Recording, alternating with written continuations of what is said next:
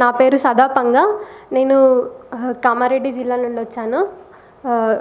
Government degree college బేగంపేటలో political science లెక్చరర్గా పనిచేస్తున్నాను.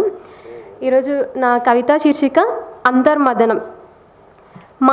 మానవత్వం చెరిపిన వ్యధలివి, చిల్లి గవ్వలేని బతుకులు చీకట్ల పాలు, కాలం చేత మసిపూయించుకోబడిన నిషీది బతుకులివి విమర్శల పాలు, కాలం పూసిన ఈ మసి మరకలు ముమ్మాటికి పేదరికపు విషపు కూరలు, చెరిపినా చెరిగైన ఈ కన్నీటి గాథలు, కారం మెతుకులు మింగిన గొంతుకలకు ఇంట్లో కూర వండితే ఆ కొత్తదనానికి అప్పటి వరకు మంటతో తనలాడిన నాలుకకు ఎంత ఉపశమనమో, మనసుకు చీకట్లు పులుముకున్నట్లు మంచు మందు రాసిన గాయాలు మళ్ళీ మళ్ళీ రక్తపు మరకలను హత్తుకున్నట్టు మట్టిని తాకుతూ బతుకును ఒంటెద్ది బండు మీద నడుపుతున్నవాడు తాకితే ఏ కోణం నుండి లెక్కకు రాని మడి ముట్టుడవుతుందని చెంపలు చెల్లుమనిపించినట్లే నిరంతరం రగిలే ఈ పేదరికానికి కూడా అంటరానితనాన్ని అంటగట్టిందెవరో మరి.